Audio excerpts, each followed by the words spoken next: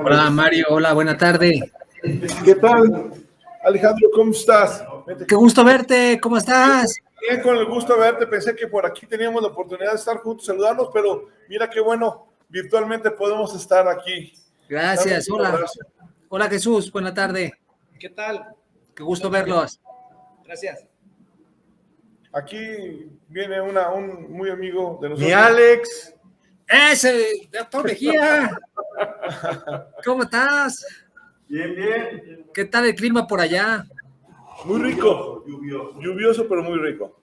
Qué bonito, qué padre. No, pues muy bien. Ahí se toman un café a mi salud. Muy rico el café, ¿eh? No, lo mejor. Muy rico. Claro, claro. Qué bueno, muy bien. Qué gusto.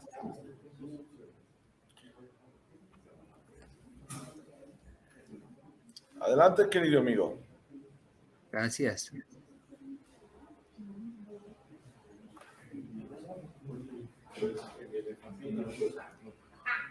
Pues si quieren un par de minutitos en lo que... No estaba nadie por ahí, ya está por ahí Nadia, ¿no? También, ¿no? Sí, aquí está con nosotros, ahorita viene a saludarte. Va. Hola Alejandro. Ay, hola, ¿qué tal? Qué gusto. Besos y abrazos. Igualmente, qué gusto. Aquí andamos ya listos. Un gusto. Muy bien. Igualmente, gracias.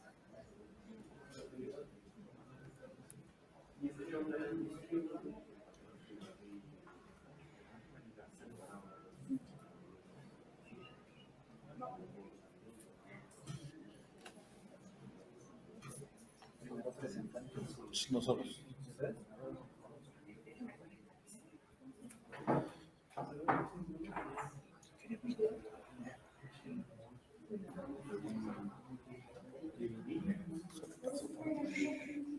Pues ustedes me dicen si quieren que vayamos iniciando. Como... Adelante, sí, de una vez. ¿Sí? Porque sí, luego generamos un poquito de desfaz con las otras mesas, claro que sí. Muy bien, perfecto. Pues bueno, muy buenas tardes, bienvenidas, bienvenidos. Me da mucho gusto saludarles, darles la bienvenida en este panel del CLAD intitulado La profesionalización en los gobiernos en un contexto de alta complejidad y ambiente disruptivo, ¿no? Es una tarde en la cual me siento muy orgulloso de compartir este panel con personas profesionales comprometidas y sobre todo preocupadas y ocupadas por la temática que nos reúne esta tarde. Allá algunos en Colombia, en Bogotá físicamente y otros aquí, en mi caso, desde la Ciudad de México, pero algo que las tecnologías nos permiten hacer de manera simultánea. El panel está compuesto por el doctor Mario Alberto Martínez Rojas, ¿no? Y también Jesús García Hernández, ¿no? Muy buenas tardes, bienvenidos, ahorita los presento. También me acompaña la doctora Nadia Carolina Rangel Valdivia, quien ella estará también siendo parte de este panel.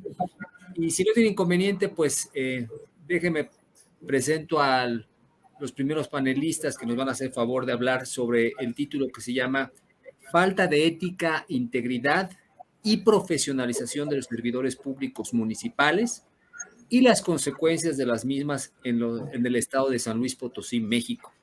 Una revisión de la administración entre 2018 y 2021 y que está a cargo de Mario Alberto Martínez Rojas y de Jesús García Hernández. Mario Alberto Martínez Rojas es doctor en administración por la Universidad de Querétaro, tiene una maestría en administración por la Universidad Autónoma de San Luis Potosí y es licenciado en Contaduría Pública por la Universidad Autónoma también de San Luis Potosí.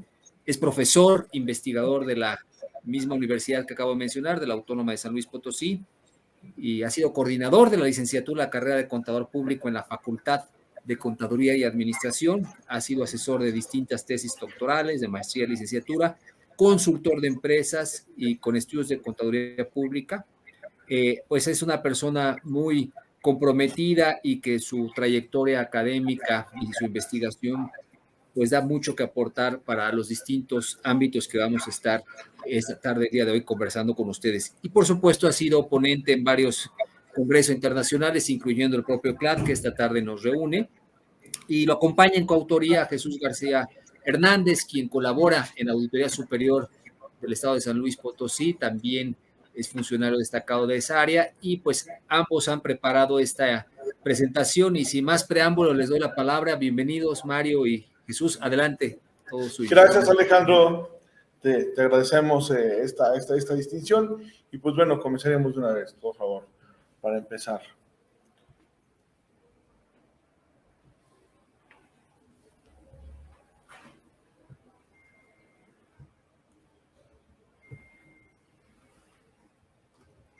¿Cuál? En la otra. Esa.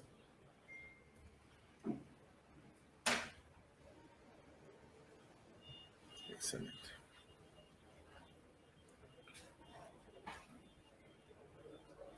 Listo. Muchísimas gracias. Bueno, pues muchísimas gracias al CLAD por darnos esta oportunidad de poder venir, presentar este estudio que estuvimos trabajando tanto Jesús García como servidor sobre la falta de ética, integridad y profesionalización de los servidores públicos municipales y la consecuencia sobre lo que está pasando en el estado de San Luis Potosí.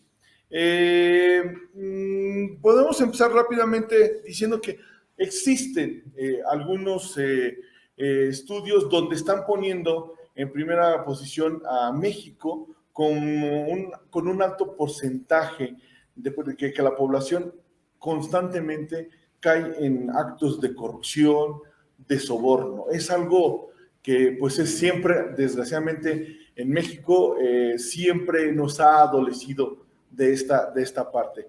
Y bueno, pues obviamente los servidores públicos presentan una actuación institucional y a veces quedan rezagados la actuación por la falta de la profesionalización y la insuficiencia de esos recursos de poderse capacitar o profesionalizar, ¿no? Entonces, la idea de este trabajo que estuvimos realizando, pues consiste en eso, precisamente ver, bueno, ¿qué consecuencia lleva esa falta de profesionalización en términos de los servidores públicos para poder llevar y ejercer un acto de trabajo honesto, responsable? Porque, bueno, ahorita más adelante lo checamos, vemos que existe precisamente una no profesionalización, sobre todo de los municipios que compone San Luis Potosí.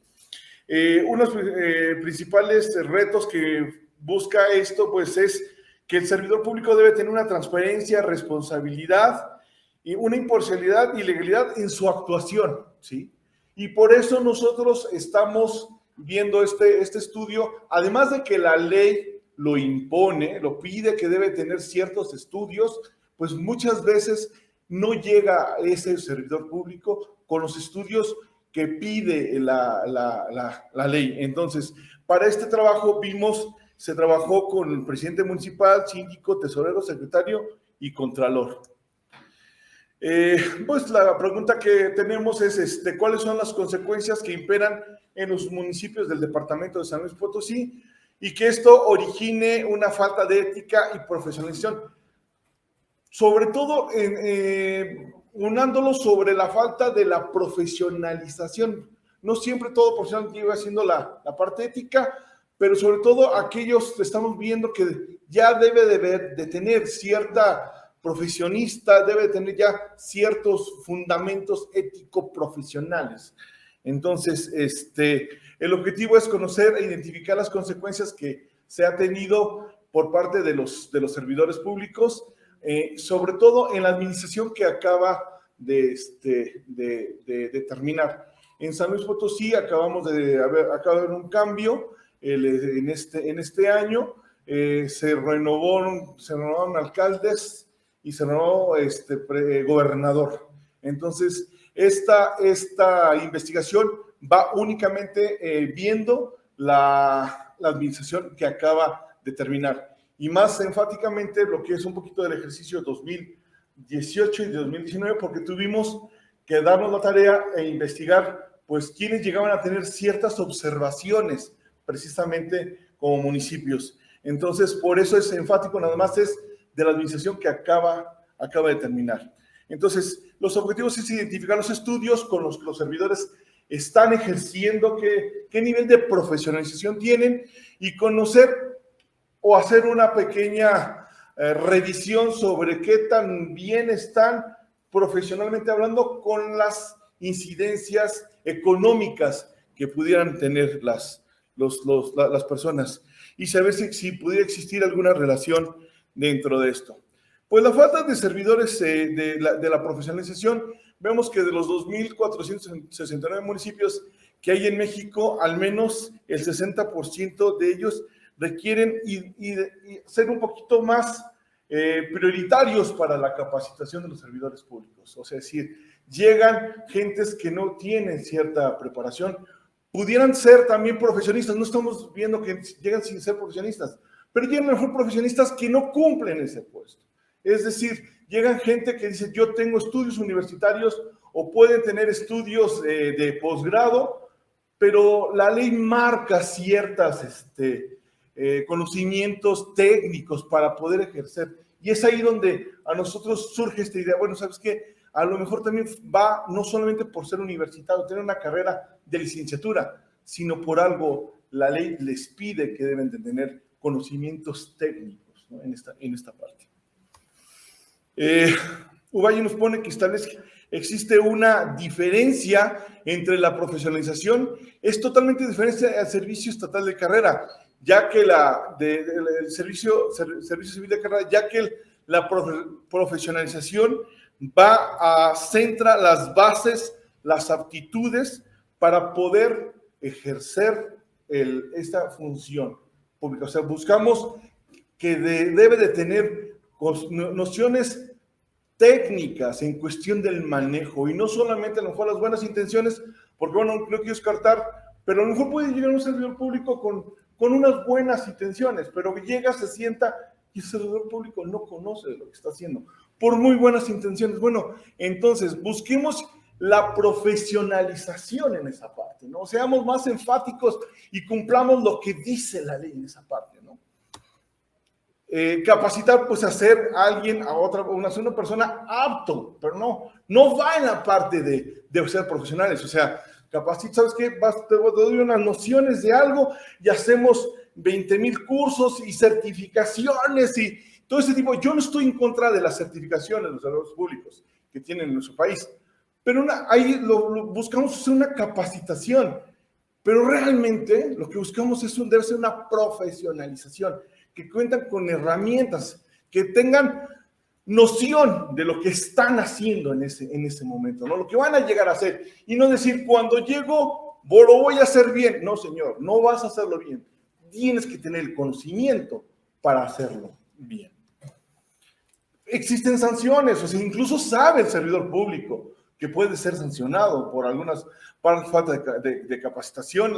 El 109 constitucional establecen las sanciones que pudiera tener el servidor público, es decir, son conscientes, y de ahí pues emana la ley de responsabilidad de servidores públicos del Estado de San Luis Potosí, donde viene el artículo 74 y 77, donde vienen y marcan cuando son sanciones, son sanciones graves y no graves, ¿no? Entonces, para no leerlos, bueno, ya a lo mejor con la memoria lo recuperamos y ahí lo vemos, que vienen lo que es la amonestación, suspensión, destitución e inhabilitación, si no fuera grave. Si fuera grave es la suspensión, destitución, sanción económica, porque ya son grandes, y la inhabilitación por un tiempo, ¿no? Entonces, los servidores tienen esa idea, pero no saben a lo que puede pasar por llegar a un mal manejo, y que posiblemente no es culpa, sí culpa de él, pero no por el hecho de querérselo, sino por el desconocimiento de herramientas técnicas que se va teniendo. Pues las sanciones administrativas, bueno, ya los habíamos platicado. Para hacer rápidamente un panorama de cómo se encuentra nuestro estado, el 60% de las participaciones radican en 6 ciudades principales. De los 58 municipios que que contempla el departamento de San Luis Potosí, el 60% está en estas seis principales ciudades. Ya trabajando un poquito con lo que estábamos viendo, nosotros vimos que el perfil que maneja la ley en la administración, solamente el 22% cumple con el perfil que dice la ley que debe tener. El otro 77% no cuenta con el perfil que establece la ley.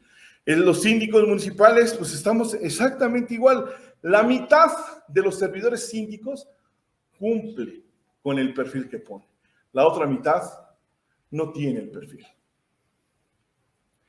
El tesorero municipal, el 45% no cumple, el 55% sí cumple de los servidores. Entonces, vamos posiblemente teniendo una idea por qué pasa lo que pasa. Y yo creo, pero bueno, eso yo creo que en un congreso y más de esta naturaleza, la creencia no es válida. Sería bueno a lo mejor buscar hacer este mismo estudio con algunos de nuestros compañeros, tanto la gente que nos hace el favor de estar aquí con nosotros, o como cualquiera de los compañeros que pudieran estar viendo de la parte virtual, buscar y hacer esa comparación, ¿no? O sea, ¿cómo te encuentras tu servidor público? Y poder generar a lo mejor algo un poquito de más sinergia en donde te encuentras. Vamos a buscar esto y vamos a ver cómo se encuentran los servidores públicos en esta parte, para volver y ser un poquito más fuertes en la parte de exigir. Y nosotros, como expertos en la parte de los servidores, pues cabe en nosotros esa responsabilidad de buscar y pedir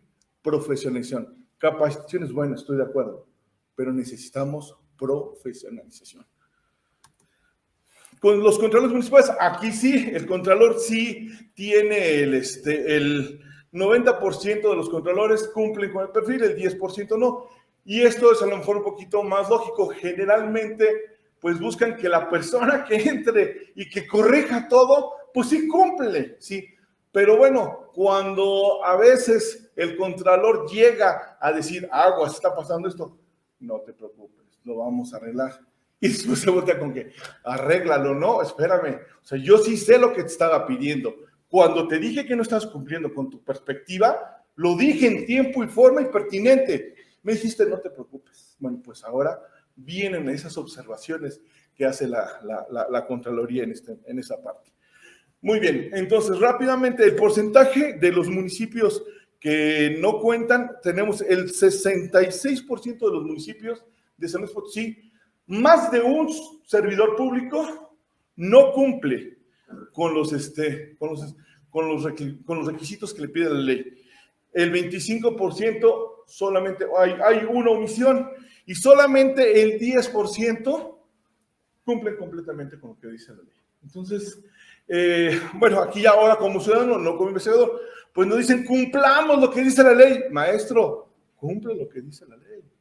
Allégate de gente que debe y que tiene el perfil profesional. No es llévalo y te lo capacito. No, cumple con la profesionalización que nos están pidiendo. Los municipios que cuentan con al menos un funcionario fuera de la norma vigente, bueno, pues tres de todos los que están fuera, el 50% solamente es un funcionario y el otro 50% son dos funcionarios, que puede ser desde el presidente, puede ser el contralor, puede ser cualquier síndico, cualquier otro compañero que esté de ese lado. El municipio de San Luis Potosí, las observaciones son el 74% tienen observaciones, obviamente. Sí, digo, después de que estamos viendo cómo se encuentra la profesionalización, bueno, pues vemos que es el 74%. Hay o debe haber reportes que nos pueden decir, se capacitaron al 100% de los servidores públicos. Hay instituciones que lo hacen. Pero en esta parte, en esta investigación estamos buscando, no los capacites, busca gente que tenga esa característica de profesionalización en ese sentido.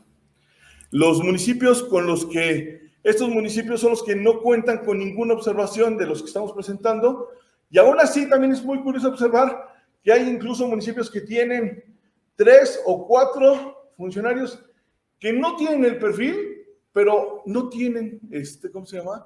Observaciones. O sea, observaciones. Entonces, aquí ya podemos entonces ver que la complejidad se vuelve más grande, porque entonces no cumplen, pero no tienen observaciones. Entonces, existen municipios que sí cumplen y tienen observaciones bastante grandes. Entonces, es aquí donde ahora sí, como investigadores, como personas que nos dedicamos a querer hacer un cambio, tenemos que estar buscando a lo mejor esa mejor amalgama que nos permita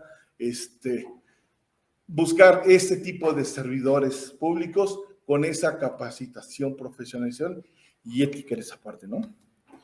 Los 6 principales municipios, este es cómo es su comportamiento de los municipios que les presenté, que radica principalmente la distribución de San Luis Potosí. Vemos, por ejemplo, Ciudad Valles, el 82% está bien, el 17% está observado, y el de Soledad de Graciano Sánchez, el 14% tiene observaciones en su ejercicio, de su presupuesto, ¿sí? Y de los municipios que tienen mayor observación, bueno, pues aquí están estos municipios donde, bueno, un municipio de Tierra Nueva está observado el 93% de sus participaciones. Ahí existe al menos una observación, pero es de todo su presupuesto que está observado, ¿no? Bueno, pues entonces, ¿dónde radican, no sé, no se alcanzan, dónde radican los principales municipios más de mayor, que no cumplen? Bueno, pues son Tierra Nueva, Tancanhuiz, Villa de Reyes, y ahí vienen los porcentajes donde no están cumpliendo y el número de personas que no cumplen. Aquí, por ejemplo, Tierra Nueva tiene 2 personas que no cumplen, ¿sí? Y tiene el 93% de su presupuesto observado por parte del órgano contralor. Y pues bueno, para las conclusiones, pues sí, me gustaría en este caso que Jesús estuviera en esta parte, ¿no? Jesús, adelante. Muchas gracias, buenas tardes. Bueno, las conclusiones son más que evidentes, ¿verdad? Una persona que no cumple con un perfil, empezamos con que no puede tener ética, ¿verdad? ¿Cómo vas a tomar tú un puesto para el cual no estás capacitado? Aunque posteriormente, como dice Mario, te voy a capacitar, te voy a dar las herramientas, pero ya llegaste y ya no cumpliste. O sea, lo primero es no cumples, estás en el proceso de entrega de recepción y no tienes el título que te está exigiendo la ley. La primera observación es esa. Oye, la de responsabilidades te va a decir, ¿estás capacitado? No. Y luego ya te vas a tener que enfrentar a todas las sanciones. Pero bueno, de acuerdo al estudio, de acuerdo a lo que nosotros investigamos, las consecuencias que imperan en los municipios es que el 22% de los alcaldes, la realidad, no tienen ningún perfil. Y me van a decir, bueno, ellos se van a un voto, ¿verdad? Mas, sin embargo, están pidiendo la confianza del pueblo y no tienen un perfil. O sea, realmente, oye, yo te voy a cambiar mi ciudad, yo te voy a cambiar el municipio. Está muy bien, las buenas intenciones, como decía Mario, están correctas, pero ¿tienes las herramientas? Después podrán decir, no, me voy a llegar de los mejores perfiles. En campaña, cuando quieren ser alcaldes, es lo que nos venden. Me voy a llevar el mejor perfil. Y llegas y el tesorero ya no cumplió. ¿Qué sucede? El 50% de los servidores públicos que ocupan el cargo de síndico, el síndico es el abogado, es el que me va a resolver los juicios laborales, es el que me va a resolver los contratos, qué puedo cobrar, qué no puedo cobrar. Bueno, el 50% no cumple con su perfil. Un 45% de los tesoreros, que son los que manejan el dinero, que son los que tienen que hacer el presupuesto, quienes definen a dónde queremos llegar, cuál va a ser el rumbo del municipio, no está cumpliendo. No pueden cumplir con sus compromisos, ahora sí que para poder llevarlos a cabo de una manera correcta. En el caso de los contralores, ellos, el 10% son los únicos que no cumplen. Y comenta también lo que dice mi compañero Mario. O sea, el alcalde quiere que el contralor le arregle todo. La ley por ahí dice, va a coadyuvar para que la administración trabaje de una manera adecuada. Y el coadyuvar, le quitan el COI, es ayudar. Tú me tienes que ayudar a que el contralor, a que el tesorero haga su trabajo, a que el síndico haga su trabajo, cuando cada persona debe de hacer lo suyo, ¿verdad? El abogado va a lo legal. El tesorero, vámonos con los números. ¿Cómo que estamos en la hacienda pública? El 90% del total de los municipios que conforman el departamento no cumplen el 100% de los perfiles, ninguno. Y de los 6 municipios que representan la mayoría de los recursos, su manejo es muy deficiente. Podrán tener 2, 3, 20 observaciones, pero el dinero es mayor. Los porcentajes son menores, pero porque reciben más dinero. Por eso es que nosotros ahí concluimos que ellos tienen un pésimo manejo. Además son los municipios más grandes. Debe de haber perfiles mejores, gente más profesional, mejores capacitados. Y bueno, nosotros queremos concluir con que la profesionalización es básica.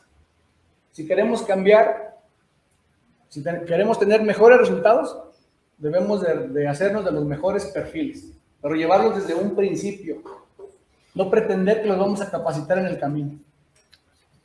Muchas gracias.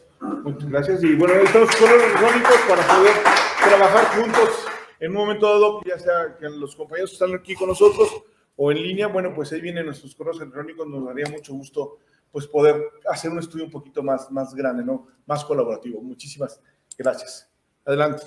Alejandro. Gracias, Mario. Mario Jesús, gracias. Pues antes de que darle la palabra a Nadia, si no tiene inconveniente, felicidades por la presentación. Creo que ustedes están poniendo ya con datos duros precisamente lo que ya en algunos otros foros se ha estado señalando, la importancia y la necesidad que tiene de contar con funcionarios que cuenten con las competencias, las capacidades para hacer frente a los retos que los gobiernos actuales nos presentan, ¿no? Y se me hizo muy interesante los datos duros que ustedes compartieron esta tarde en sobre todo un espacio que pocas veces también es estudiado, por lo menos aquí en México y creo que en el resto de América Latina, que es el gobierno municipal, ¿no? Los gobiernos locales.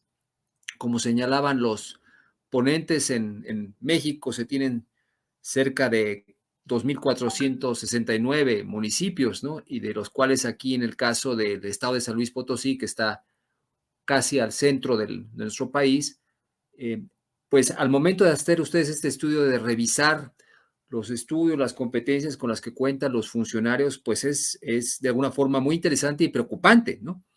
El hecho de que con estos datos duros ustedes señalan que por lo pronto el 77% no cuenta con el perfil, ¿no?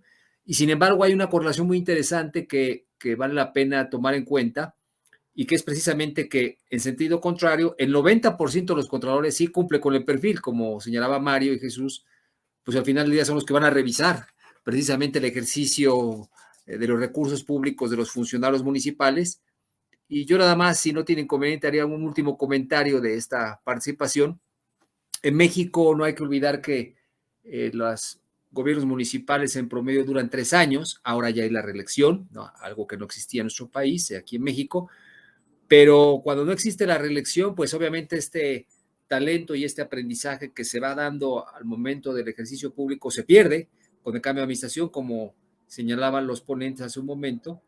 Precisamente terminó su estudio ya con la llegada de nuevos funcionarios, que yo me atrevería a señalar que es muy probable o altamente probable que las cifras desafortunadamente no van a variar, lo cual nos pone pues sobre la mesa la importancia que tiene la profesionalización de los funcionarios públicos y en este caso de los funcionarios públicos municipales. Muchas gracias, Mario y Jesús, por su participación. Bien, si no tiene inconveniente, me gustaría ahora presentar a la doctora Nadia Carolina Rangel Valdivia. Ella, su ponencia está intitulada con el nombre de Profesionalización de las organizaciones de fiscalización, prevención y combate a la corrupción. Nadia es doctora en estudios organizacionales por la Universidad Autónoma Metropolitana en México.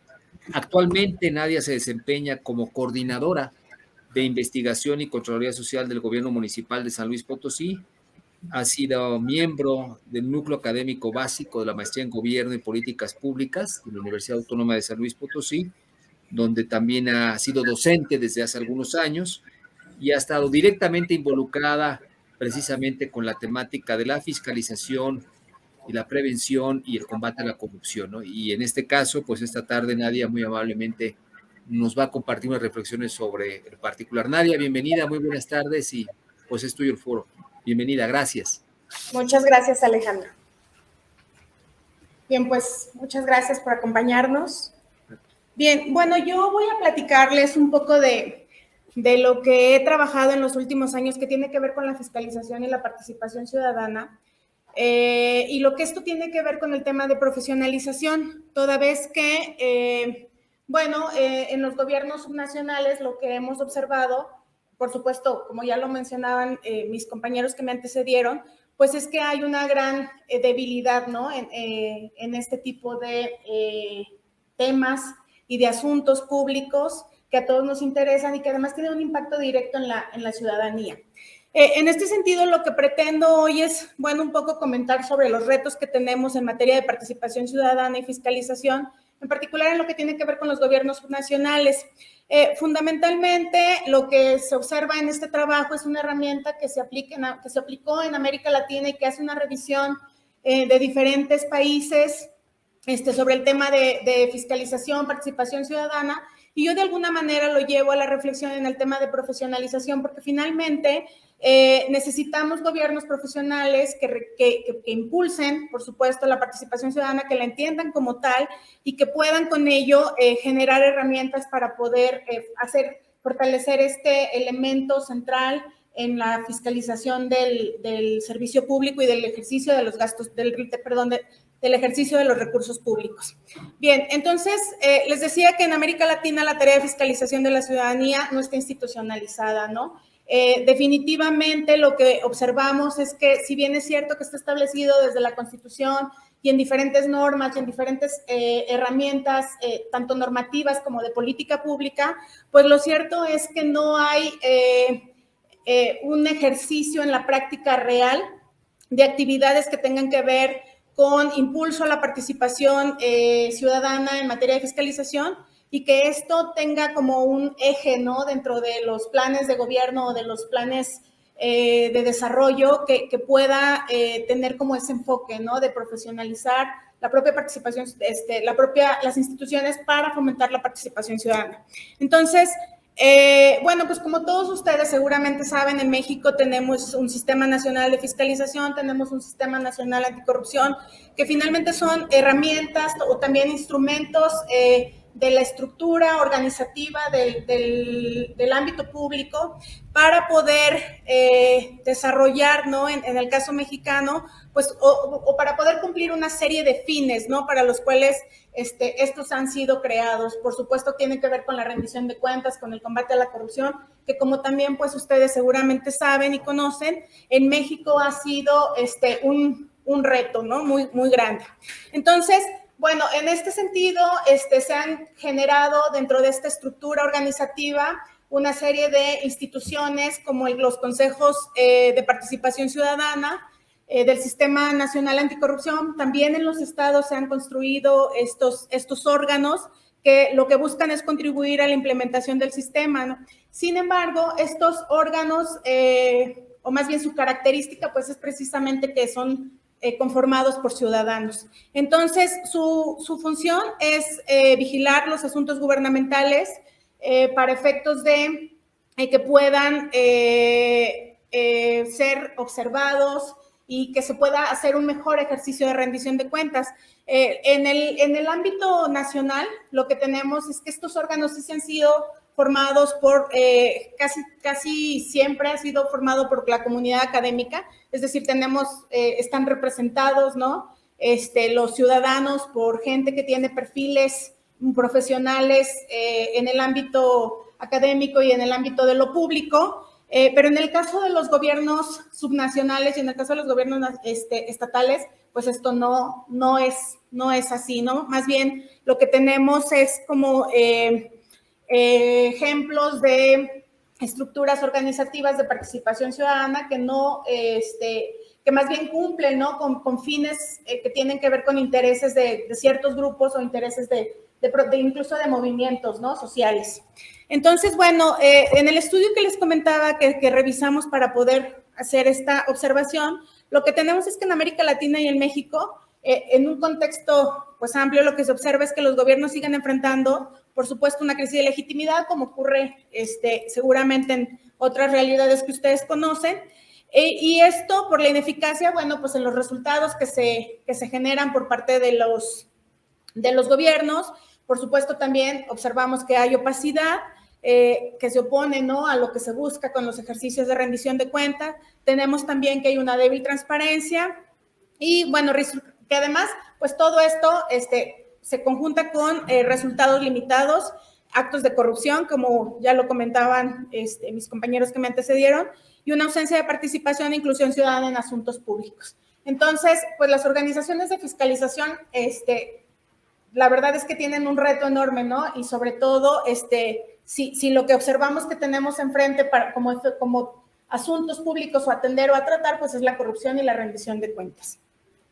Entonces, para los gobiernos subnacionales, los retos también, como ya lo mencionaba y lo señala aquí, pues también son todavía, pensaría yo, que muchísimo más complejos. En el caso mexicano, lo que tenemos es que permean modelos de participación que son sumamente clientelares, que están desvirtuados y provocados, y que la ciudadanía los utiliza más bien luego como mecanismos electorales, o los gobiernos los utilizan como mecanismos electorales, ¿no? Por eso decía yo que son clientelares. Y bueno, pues esto es conocido pues por todos y lejos de incentivar una buena fiscalización o que las organizaciones de fiscalización puedan tener como mayores herramientas para poder sumar esta participación ciudadana, pues esto es lo que enfrentan en el escenario. Entonces, en la región en general, no se cuentan con elementos de observación que se muestren apertura por parte de los gobiernos subnacionales, pero tampoco hay interés de los ciudadanos en participar.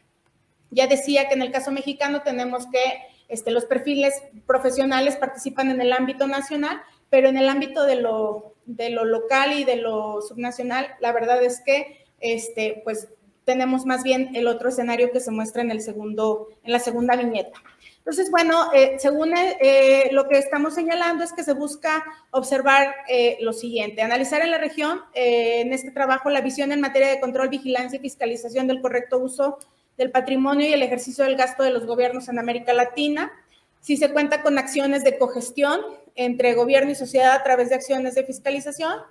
Se busca analizar si los gobiernos observados cuentan con una política de participación ciudadana en materia de fiscalización y cuáles son los retos y asignaturas pendientes en la materia desde el punto de vista del gobierno y de la propia ciudadanía.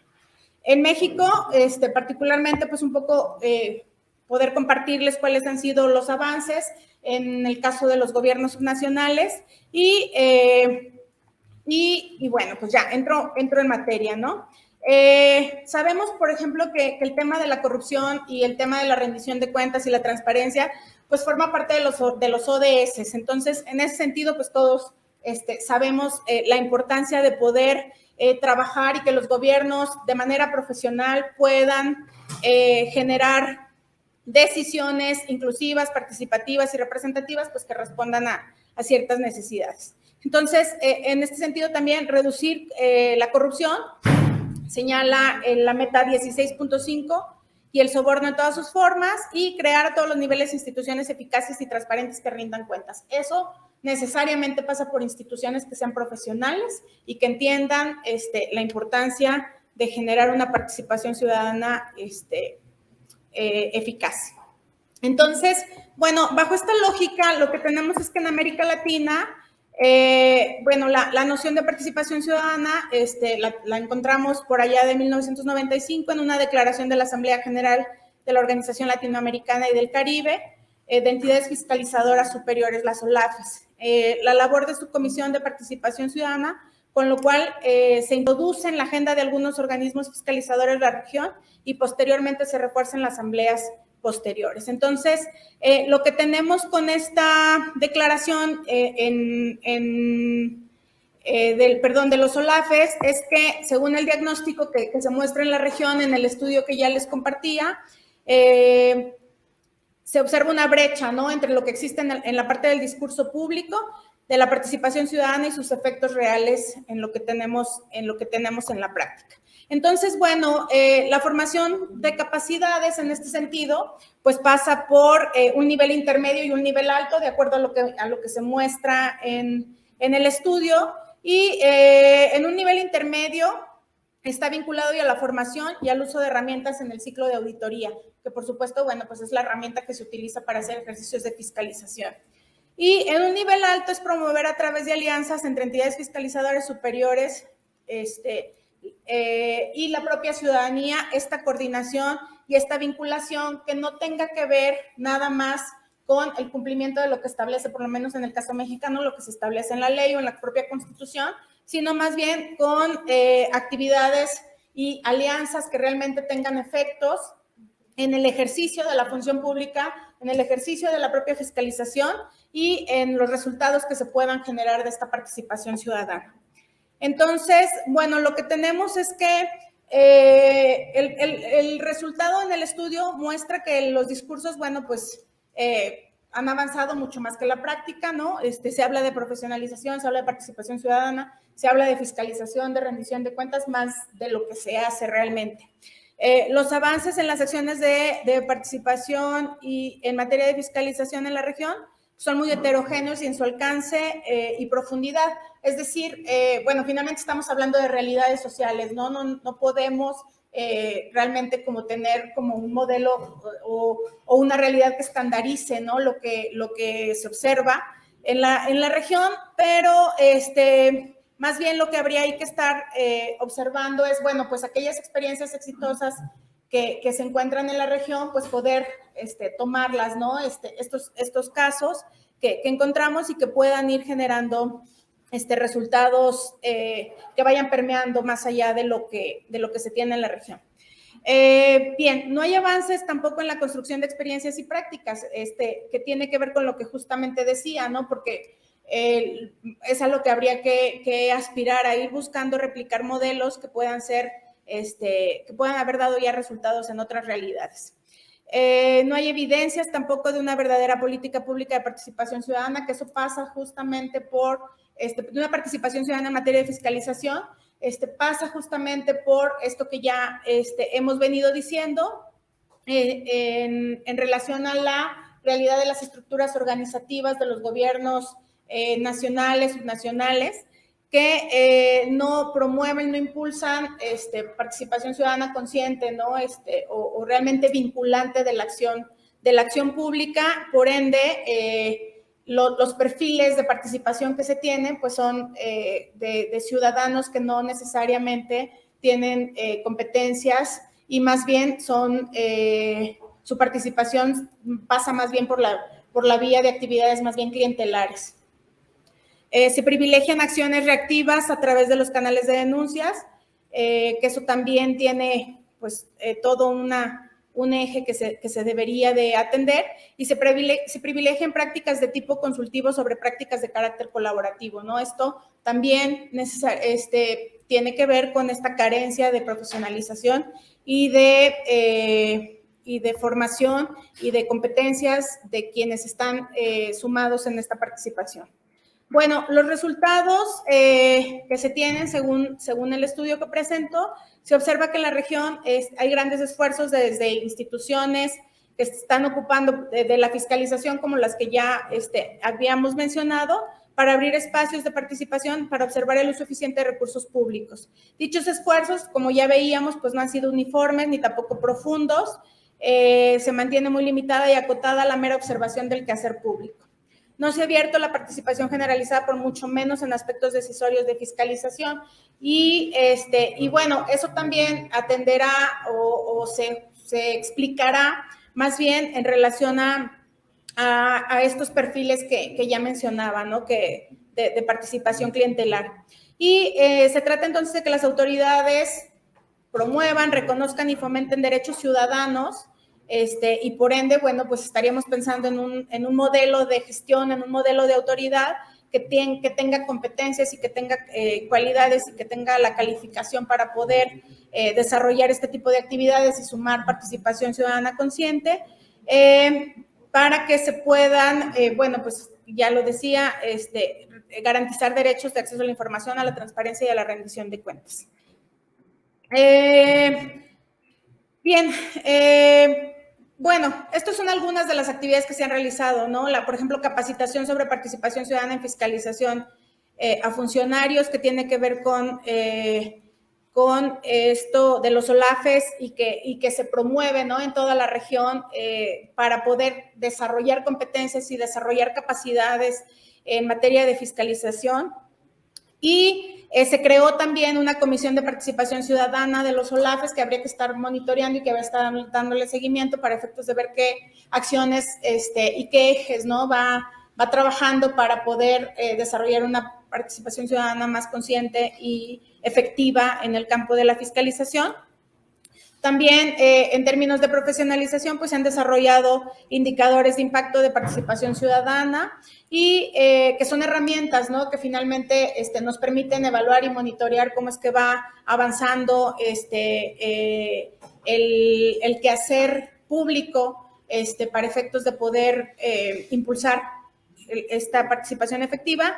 Y el estudio también muestra avances en algunas entidades fiscalizadoras donde se incluye el tema de un compromiso en sus planes estratégicos institucionales. Entonces, bueno, pues hay en el estudio hay algunas muestras que podemos nosotros observar sobre acciones concretas, que como bien ya veíamos en las láminas anteriores, no han sido heterogéneas, no han sido profundas y tampoco se han replicado, ¿no?, en otros espacios en la región.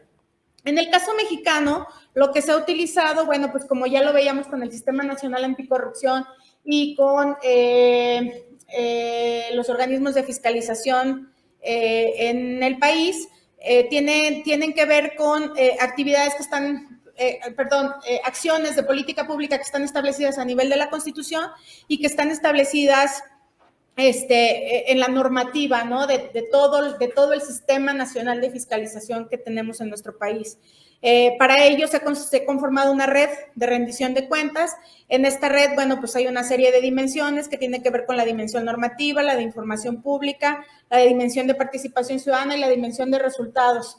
Todas estas dimensiones, pues pasan o tienen que pasar, pues por supuesto, por un esquema de profesionalización del aparato de gobierno o de las entidades fiscalizadoras, y que tienen que considerar todos estos elementos, ¿no? La parte normativa, la parte de la dimensión de información pública y la dimensión de participación ciudadana y la de los resultados. En el PIR, la comunidad PIR, pues en algunas conferencias se han mostrado, incluso en la que estuvimos antes, que es un colectivo que trabaja temas de rendición de cuentas, y ha generado una serie de acciones que tienen que ver con, pues, generar documentos, generar estudios y generar investigaciones para efectos de poder ir observando cómo está la realidad de nuestro país y cuáles serían las acciones que se tienen que ir trabajando. Particularmente, el estudio encontró que la participación ciudadana se observa en los procesos de parlamento abierto o de planeación participativa, que sí tienen o que son desarrollados pues con metodologías y que son desarrollados con instrumentos técnicos que tienen que utilizar los gobiernos de manera muy efectiva. En la etapa de implementación la ciudadanía ya no participa, ese es un gran problema, ¿no? O sea, son como ejercicios como aislados. Se observa en general que las instituciones no cuentan con mecanismos para promover la participación social, no se cuenta con mecanismos para recibir informes, requerimientos de la ciudadanía. Ahí tiene que ver con el desarrollo de capacidades, competencias, herramientas, actividades, metodologías para poder sostener todo el andamiaje que se desarrolla para efectos de promover la participación, y no se producen informes de resultados en un lenguaje ciudadano. Lo que se observa hoy es que los esfuerzos de normar la participación ciudadana en los procesos de fiscalización no ha garantizado que esta sea real y muchísimo menos efectiva.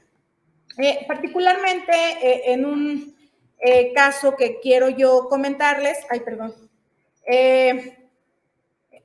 bueno, creo que me salté aquí, creo que todavía no llego ahí, bueno, perdón. En el caso en general de los gobiernos subnacionales, es que veía la lámina, veo una lámina aquí y otra acá, perdón. En el caso de los gobiernos subnacionales, no se cuenta con información, en el caso mexicano estoy hablando, que permita conocer prácticas y experiencias en el ámbito gubernamental.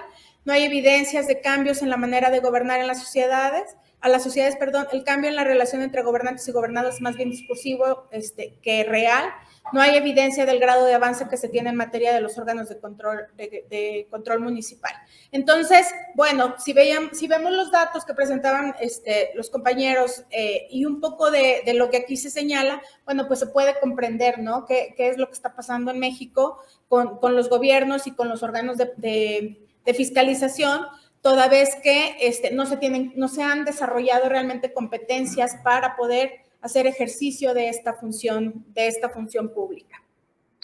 Y en ese sentido, bueno, pues un poco de las propuestas que se tienen dentro del estudio que se desarrolló es que los gobiernos, pues pongan énfasis en el desempeño gubernamental, generen condiciones reales de fiscalización para la participación, de fiscalización y de participación ciudadana, que se impulse la vigilancia y el monitoreo del gasto público con 4 herramientas fundamentales que, por supuesto, pues todos ustedes conocen y que tiene que ver pues con una gobernanza, ¿no?, efectiva, que es la corresponsabilidad, la coordinación, el diálogo y el consenso. Estos 4 pilares de la gobernanza como elementos que fortalecen la profesionalización o que fortalecen y que impulsan, ¿no?, la profesionalización del aparato burocrático para efectos de cumplir con estas labores y funciones de vigilancia y de fiscalización. En el caso de ahora sí, lo que les quería un poco platicar, para efectos de fortalecer este campo, se han generado una serie de reglamentos que se han podido institucionalizar en el caso ya del gobierno subnacional de San Luis Potosí y que tiene que ver con la generación de un mecanismo de participación que está orientado al control y vigilancia del quehacer público y del gobierno subnacional, ¿no?, particularmente. Y aquí lo que es viable es que los ciudadanos se involucren en la toma de decisiones, control y vigilancia de los asuntos públicos para los que se reglamenta y tienen atribuciones. Entonces, se desarrolló un instrumento, pues sí, normativo o reglamentario que lo que impulsa o que lo que pretende es tener una participación mucho más efectiva. Y eso da paso a la constitución de un consejo que cuenta con una serie de atribuciones o de actividades que lo que buscan es combatir, por supuesto, la corrupción, mejorar la percepción ciudadana, promover una cultura de participación social, fortalecer las prácticas en la transparencia y, por supuesto, lo que tiene que ver con la rendición de cuentas. Los ejes fundamentales sobre los cuales se tendría que estar trabajando tienen que ver, pues ya decíamos, transparencia, rendición de cuentas, archivos, datos personales. Lo cierto es que en el caso mexicano, a pesar de que también dentro de todo este sistema de fiscalización se han generado también un andamiaje normativo amplio que tiene que ver con incluso una serie de leyes como la ley de archivos, que lo que busca y pretende, ¿no?, es generar información de mejor calidad, orden, control, mecanismos que permitan a los gobiernos, por supuesto, de los 3 niveles de gobierno, que les permita tener mejores herramientas para que se puedan hacer mejores ejercicios de rendición de cuentas. Y la verdad es que, lastimosamente, pues lo que tenemos en nuestra realidad es que incluso hay un desconocimiento de esta normativa, ¿no? Entonces, en ese sentido, pues nos hace falta caminar todavía mucho por ese campo, generar competencias, generar capacidades, no solamente generar capacitaciones, ¿no?, sino más bien incluso tal vez hasta conciencia, ¿no?, o sensibilización hacia el funcionariado público para que pueda entender el valor de incluir y de sumar esto y de además de que tiene que ver con el cumplimiento de sus propias atribuciones, ¿no?, y el cumplimiento de la ley, pero yo pensaría que incluso debería ir muchísimo más allá, ¿no? O sea, los efectos y los impactos que poder asumir esta responsabilidad tienen en el ejercicio de la función pública para los gobiernos subnacionales. Y bueno, pues los otros ejes también son centrales, ¿no? Algunos normativos, como lo que tiene que ver con los servicios públicos, los programas sociales, la obra pública, que son atribuciones de los gobiernos locales. y las adquisiciones, auditorías, el desarrollo urbano y la movilidad, que también el tema de movilidad pues tiene que ver hoy con un elemento relevante para los ODS y para la propia realidad que tenemos hoy en América Latina, ¿no? Ese es un gran tema que hay que estar observando. Bien, ya para ir cerrando, decía yo nada más sobre estas estrategias de fiscalización, reforzar la parte de la corresponsabilidad, la coordinación, el diálogo y el consenso, y generar una participación ciudadana horizontal, con apertura y conciencia de la autoridad, generar voluntad de los actores locales, construir, institucionalizar una cultura de participación social, y que las instituciones de fiscalización y de rendición de cuentas pues deben profesionalizarse, ¿no? Está claro, sus titulares deben ser electos a través de procesos democráticos, abiertos, transparentes, que legitimen y garanticen la autonomía de los órganos de control. Y para cerrar, bueno, pues está este elemento, ¿no? de inclusión e institucionalización de políticas públicas de participación ciudadana en materia de fiscalización, y el seguimiento de la aplicación de los recursos públicos para mejorar los resultados que se pueda tener por parte de los gobiernos en esta esfera pública. Pues bien, Alejandro, con esto estaría cerrando. Muchísimas gracias por su atención. Gracias.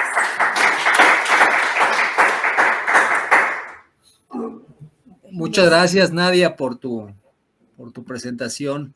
Me parece que creo que tu presentación complementa mucho lo que Mario y Jesús previamente nos señalaban, la importancia que tienen al menos 3 factores importantes: la profesionalización, la ética, el propio servicio público, indudablemente, ¿no?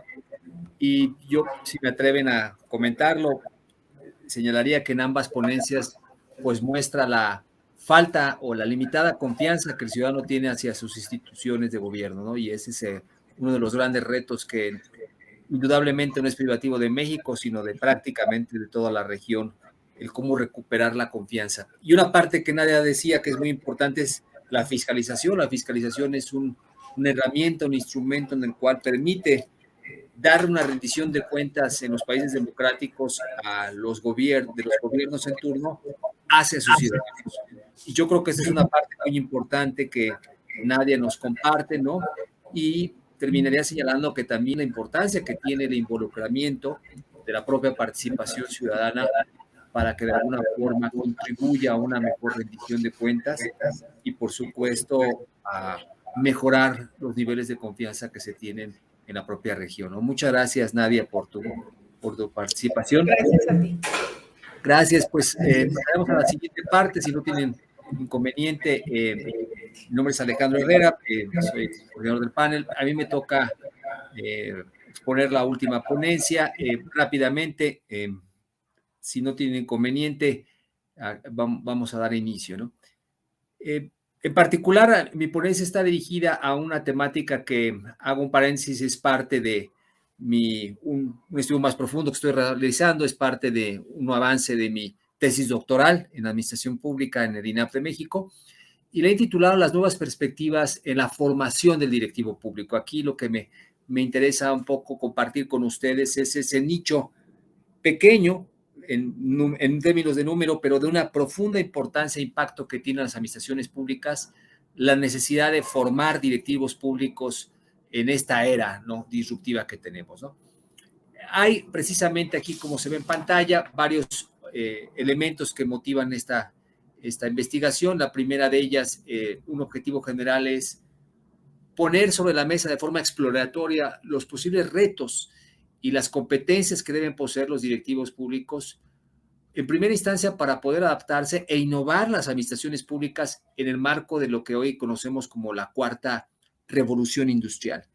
Y adicionalmente, me interesa un poco revisar cuáles son los efectos de esta cuarta revolución industrial que están generando la administración pública precisamente en el ámbito laboral, analizar los modelos de administración pública por los que hemos transitado. ¿Con qué objetivo? Con el objetivo de reflexionar si hay algún marco institucional que pueda permitir que el directivo público de este siglo XXI pueda funcionar y qué competencias requiere, ¿no? Y por ello tratar de definir el rol que ahora cumple el directivo público en este siglo XXI, en este marco de la cuarta revolución industrial, y su importancia, ¿no? La justificación es precisamente los efectos que está generando esta cuarta revolución industrial. Son múltiples, ya los hemos visto en distintas latitudes. De hecho, el CLAD, precisamente, ponentes como el doctor Oslak, Francisco Velázquez, distintas autoridades han hablado precisamente de los efectos que está teniendo la pandemia y ahora la digitalización en el marco de las administraciones públicas y que está impactando de cómo se va a trabajar, ¿no? Mi ponencia inicia precisamente un poco tratando de delimitar y mostrar a ustedes, bueno, pues qué implica esta cuarta revolución industrial que estamos viviendo en este siglo XXI, ¿no? Bueno, y si hay una cuarta revolución industrial, indudablemente significa que hay 3 revoluciones industriales previamente, ¿no?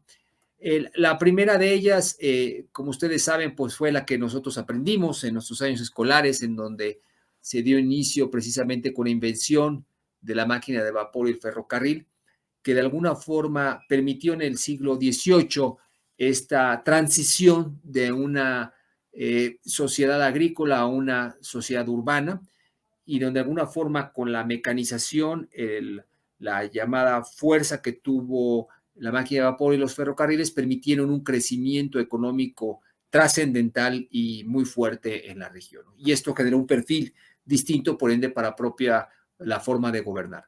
La segunda revolución industrial, rápidamente, pues es la que nos lleva a esta producción masiva en línea, la línea de ensamblaje, la electricidad. En algunos otros foros alguna vez lo comentaba y le decía a un colega, bueno, ¿cómo podríamos ejemplificar la segunda revolución industrial? Pues si ustedes les gusta el cine, es muy claro la película de Charles Chaplin de Tiempos Modernos, ¿no? En la cual él caricaturiza de una forma bastante genial cómo era precisamente las características de esta segunda revolución industrial, esta forma masiva, esta producción en línea, muy a la forma como se produjo con el modelo T de Henry Ford, ¿no? La tercera revolución industrial se da ya en este siglo XX, prácticamente en los años 60, con la llegada de las computadoras personales y la automatización. Y la cuarta revolución industrial, que es la que estamos viviendo, da inicios en este siglo XXI. Y tiene como características 3 elementos fundamentales. Bueno, una, la velocidad con la que se dan los cambios. La segunda es la profundidad de los cambios. Y la tercera, la convergencia en que distintas disciplinas tienen un avance considerable, ¿no? Estamos hablando de la transición de la etapa analógica a la etapa digital.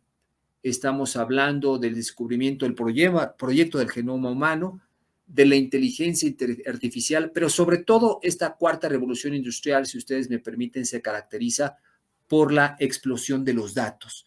Algo lo que el historiador israelí ha señalado de forma muy elocuente al señalar que estamos viviendo la era del dataísmo, ¿no? Es decir, la gran producción de datos, de información que estamos generando día a día y que están modificando la forma como interactuamos y que han generado lo que se intitula en este panel precisamente procesos disruptivos, cambios que de alguna forma están revolucionando la relación del consumidor con la oferta, el propio mercado y por ende también el perfil de los propios estados en torno a esta nueva dinámica, ¿no? Ahora bien, estas 4 revoluciones industriales y un poco lo que el trabajo trata de exponer es precisamente que tenemos por otro lado, de una forma paralela, los distintos modelos que de administración pública hemos estado enfrentando. Como ustedes saben, bueno, y ahorita ya se comentaba con mis ponentes anteriores, mis compañeros anteriores, señalaban muy bien, pues, uno de los problemas que se tienen ante la ausencia y la falta de profesionalización, y no es privativo de México, sino de muchos países de la región, es que seguimos todavía viviendo en un modelo clientelar, ¿no? En un modelo en donde el botín político prevalece, el llamado spoil system, en donde los cargos públicos son vistos como una forma de recompensa o de contribución a ciertas lealtades políticas, ¿no? Este modelo, como ha señalado varios autores, ¿no? No ha desaparecido del todo en la región, no es motivo de queja, es una realidad, ¿no? Y de alguna forma sigue prevaleciendo y yo me atrevería a decir en muchos, sobre todo en los gobiernos locales, como se expuso muy atinadamente por Mario Jesús, sigue siendo un modelo eminentemente clientelar, ¿no? Por supuesto, después tenemos el modelo weberiano, en el cual pues es el tipo ideal de la burocracia, ustedes recordarán en los estudios que alguna vez pasamos en las aulas, nos hablaban de las bondades que tiene el modelo burocrático weberiano con este orden, esta jerarquía, esta separación de los medios de producción, pero sobre todo esta necesidad de que los cargos públicos ya no se den por mecanismos clientelares, sino de alguna forma por el mérito, en la cual el funcionario cumpla con los perfiles para poder atender las necesidades gubernamentales. Después tuvimos el modelo en América Latina muy difundido en los años 90 de la nueva gestión pública, una nueva gerencia pública que dio un boom, ustedes recordarán, en una puente, un vaso comunicante entre los modelos de la administración privada con la administración pública, cómo adaptarlos o optar por ellos y de alguna forma hacer un Estado mucho más de tipo gerencial, más eficiente y de alguna forma con mayor peso hacia el mercado y por ende lo que conllevó fue un achatamiento de los estados en la región. Posteriormente, pues enfrentamos el modelo de la gobernanza, este modelo de redes que muy lúcidamente ha explicado en otros foros el doctor Luis F. Aguilar Villanueva, quien ha sido uno de los principales expositores sobre este modelo y las bondades que ha traído de él, sobre este modelo de red en el cual el Estado es un agente adicional en la cual involucra a los demás actores de la sociedad. Pero después tenemos un modelo que es un poco el que yo quisiera explorar y que me parece que pudiera ser un modelo que tiene las características institucionales para poder albergar este nuevo perfil de directivo público de la región, que es el modelo de gobernanza pública inteligente. Este modelo es definido así por el doctor Ignacio Criado, es un académico de la Universidad Autónoma de Madrid, en el cual él habla precisamente que no es un modelo clásico de gobernanza, sino es un gobierno de gobernanza en el cual incluye ya precisamente las herramientas, la tecnología de esta cuarta revolución industrial.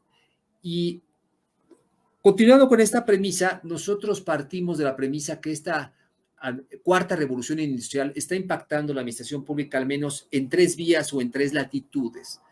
En primera instancia, al interior, es decir, a la operación cotidiana de la administración pública, en su organización y en sus procesos, en eso está impactando la tecnología. Y hoy lo vemos con el teletrabajo, ¿no? Vale la pena señalar y revisar lo que estamos viviendo ahora, inclusive en este congreso y en otros paneles, ¿no? Precisamente esta forma híbrida, esta forma de cómo la tecnología nos ha modificado la manera como estamos trabajando y cómo estamos comunicándonos. Por otro lado, tenemos otro segundo espacio, es la forma como interactúa el sector productivo con el Estado, haciéndolo con un mayor peso de la regulación, dado el peso que se le dio al mercado en los últimos años, ¿no? Pero también la relación del ciudadano con el Estado en una nueva forma de prestar servicios. Hoy vemos en la región, precisamente hay un estudio muy interesante del BID, por cierto, que habla precisamente cómo se ha ido hay una tendencia cada vez mayor a digitalizar muchos servicios que los gobiernos de la región ofrecen hacia sus ciudadanos, precisamente porque esta cuarta revolución industrial y la tecnología permite llevar a cabo este tipo de elementos.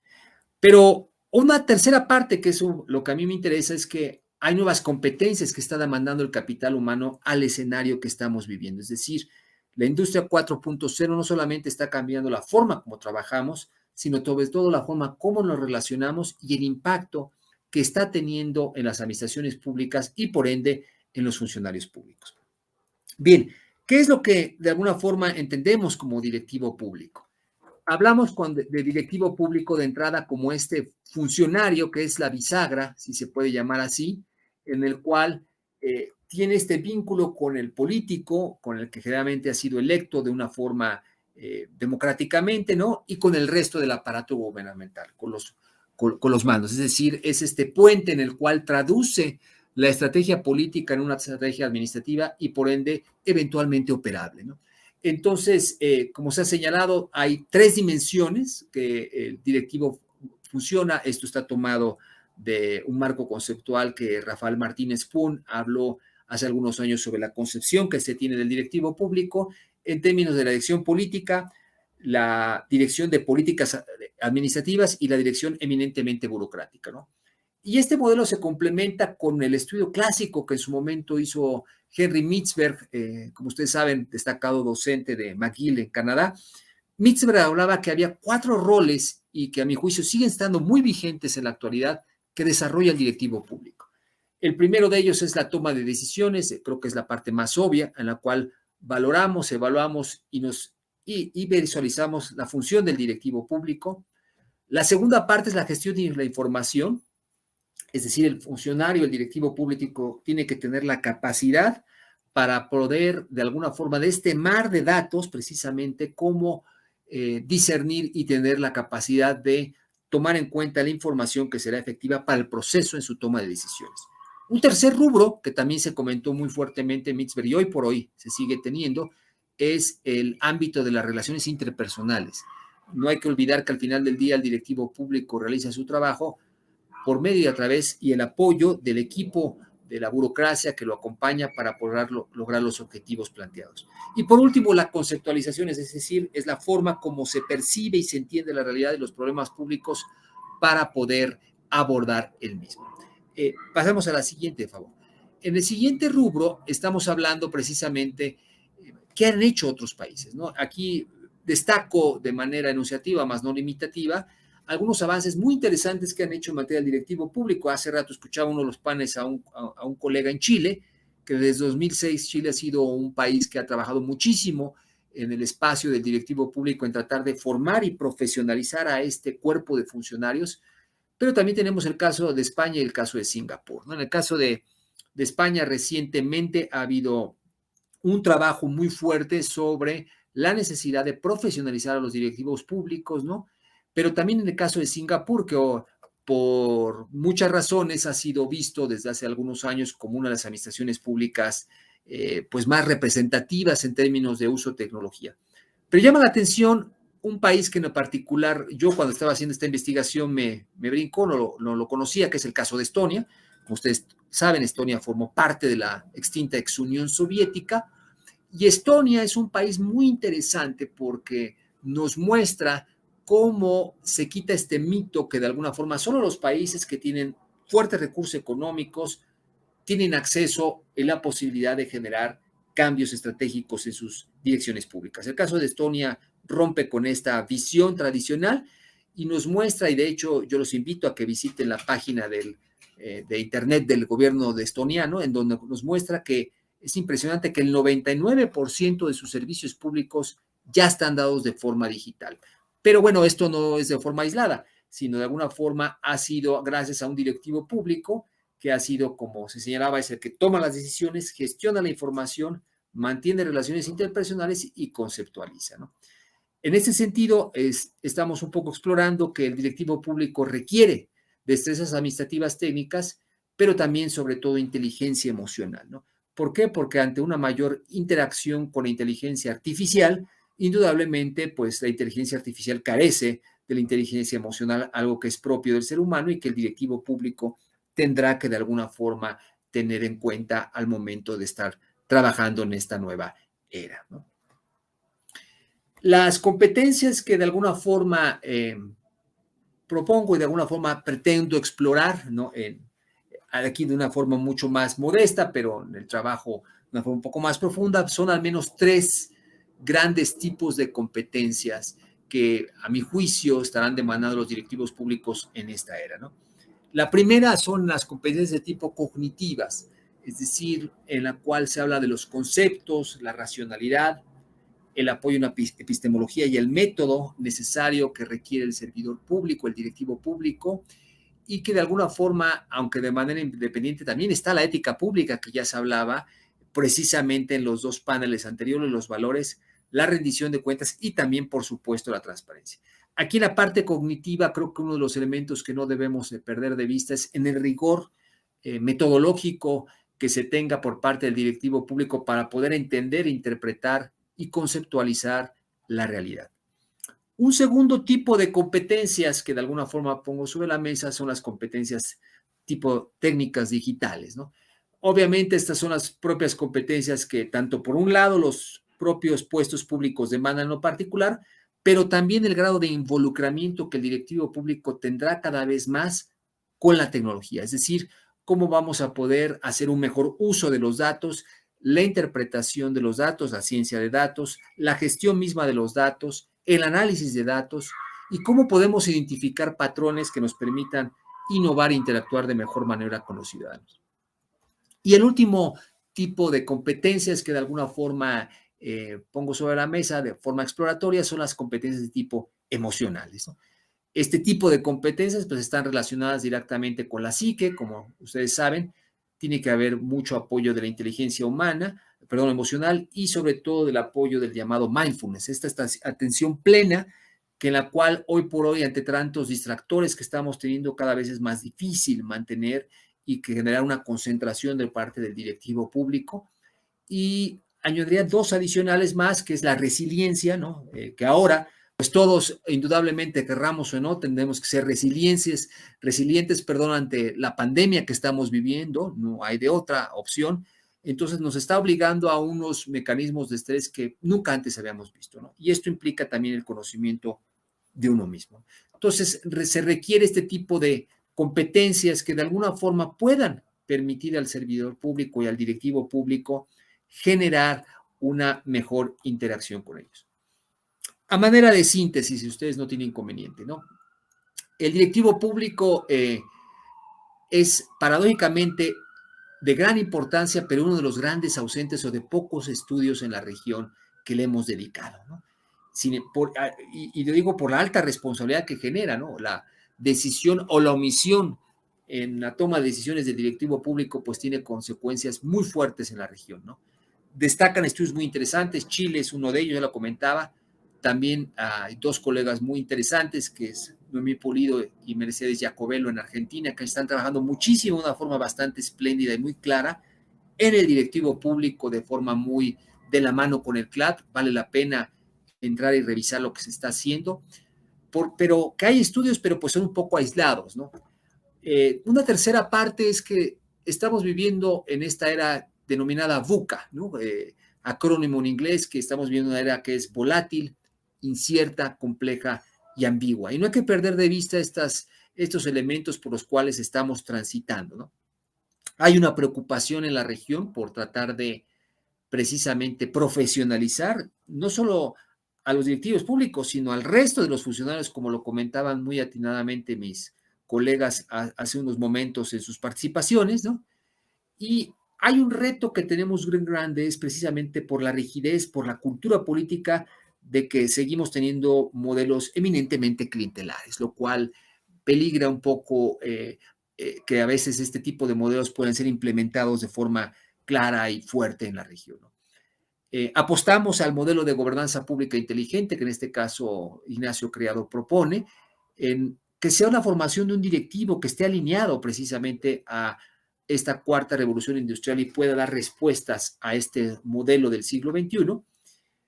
Y una parte importante también que se está, en lo particular apostamos, es que es necesario, indispensable generar puentes de comunicación entre los directivos en funciones y la academia.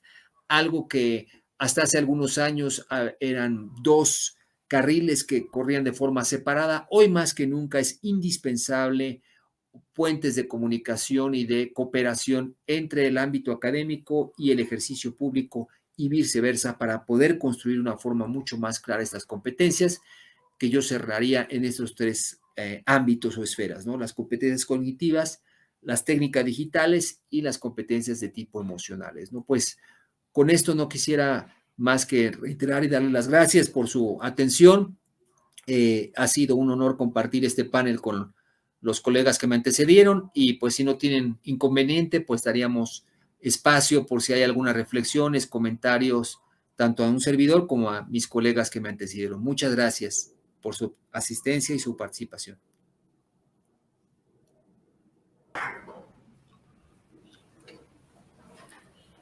Muy bien.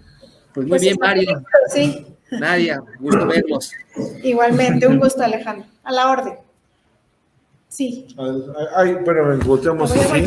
No, adelante, sí. Porque aquí hay dos. Claro, gracias, buena tarde. Adelante.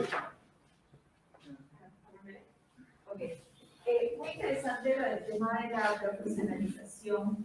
Claramente una medida para eso siempre es implementar los requisitos de formación mínimos que le puedes exigir al funcionario. Pero me quedo con dos consultas.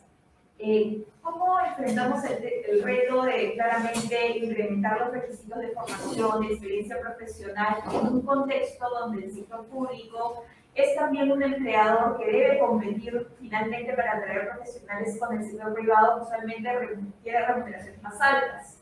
Finalmente, nosotros adolecemos en nuestros países en general una baja calidad de servicio público, pero del servicio educativo, no solamente en el básico regular, sino también en el universitario, educación técnica.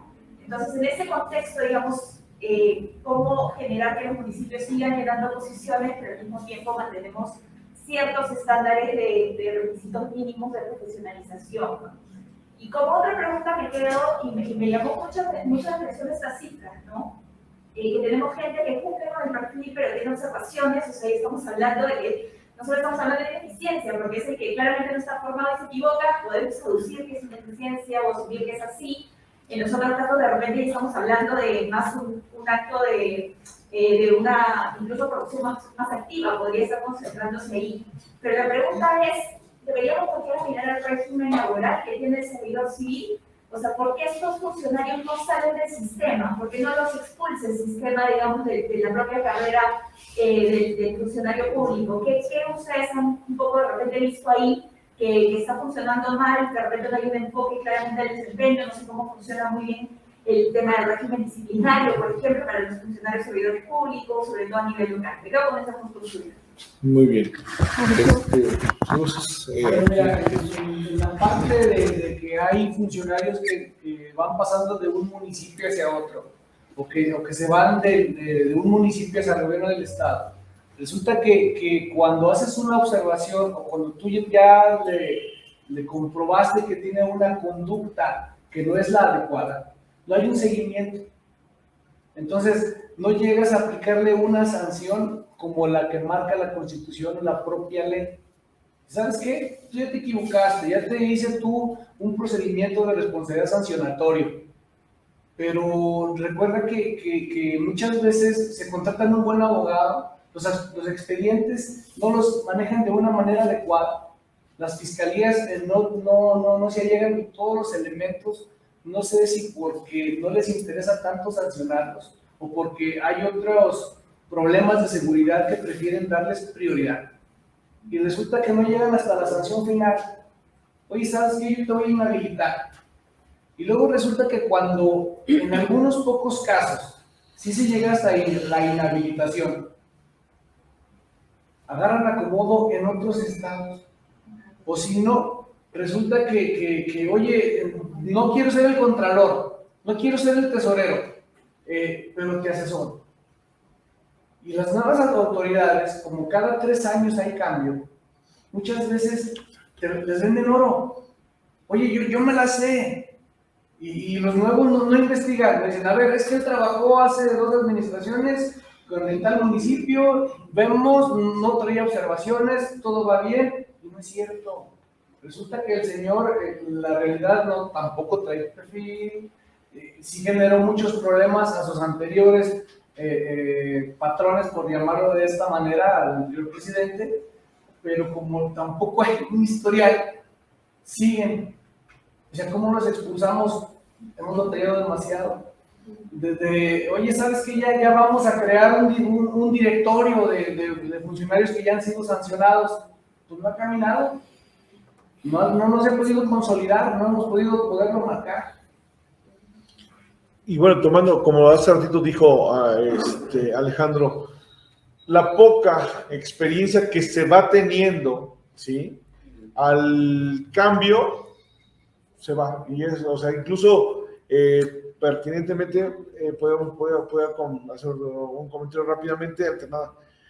Ahorita en nuestro estado, con Causa el Cambio, llega partido nuevo y barre con todos. Había gente que tenía un expertise y por ser partido diferente, el puro hecho de ser pecado diferente, partido diferente, te tienes que ir. ¿Por qué?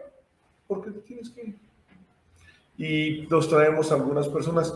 Yo no digo que a lo mejor, ¿cómo se llama? Que no tengan el perfil, pero también no tienen esa experiencia del servidor público, ¿no? Entonces ahí, bueno, es el contador y tiene un perfil, sí, pero requiere también echar mano de esa experiencia, lo que hace ratito muy valiosamente Alejandro dijo. Esa poquita experiencia se va a perder y van a llegar otros. Entonces, yo creo que sí valdría, pues, hacer realmente es un planteamiento mejor con el servidor público. Doctora, no sé si... Pues sí, nada más, creo que tú lo decías, ¿no? Tiene que ver con que, bueno, realmente no tenemos un sistema de profesionalización del servicio público. A nivel federal sí ha habido muchos avances desde el año 2000, pero la verdad es que en los gobiernos subnacionales no tenemos nada de esto, ¿no? Lo más cercano que tenemos es una certificación que se implementó por ahí del 2016, 2015, que tiene que ver con que los servidores públicos tomen unos cursos de alrededor como de 120 horas, que es como digamos, un esquema muy amplio y general de lo que tiene que ver con la administración pública municipal, pero realmente termina luego siendo también como una simulación, ¿no? Porque realmente no asisten, no van, la verdad es que también los programas no han sido desarrollados como debiera, ¿no? Luego tenemos como esta visión nada más como de cumplir, ¿no? Porque finalmente esto que te estoy comentando, la certificación es algo que se normó, que se reguló, se generó por ahí un reglamento para poder impulsar esta acción, pero no ha tenido como esos resultados. Tampoco tenemos un sistema de evaluación del desempeño, ¿no? Que también ya lo decías, como tal, institucionalizado, que tenga como, digamos, en el tiempo, ¿no? Que pueda generar información de calidad para el momento del reclutamiento de servidores públicos o de funcionarios. Y algo que decía también, ya mencionaba Jesús, bueno, pues que en este esfuerzo que se tiene desde la federación, el estado y los estados para efectos de generar una base de datos dentro del Sistema Nacional Anticorrupción que permita a los gobiernos o que permita a todas las autoridades poder tener la información de todo lo que pasa con los servidores públicos a nivel nacional, desde lo que tiene que ver con sus declaraciones patrimoniales, de lo que tiene que ver con sus cargos públicos, pues tampoco se ha logrado, ¿no? O sea, son cosas que están ahí, que son herramientas que se están desarrollando. Yo esperaría que eventualmente, en algún tiempo, este sistema que te hablamos, que se llama la plataforma digital del Sistema Nacional Anticorrupción, pueda generar información de calidad para efectos de que tengamos mejores resultados en este campo. No sé, Alejandro, si tú quieras sumar por ahí algo, ¿no? No, bueno, muchas gracias. Creo que ha sido muy claro lo que ustedes muy amablemente han comentado. El tiempo, como siempre, es el verdugo en este tipo de eventos. Muchas gracias.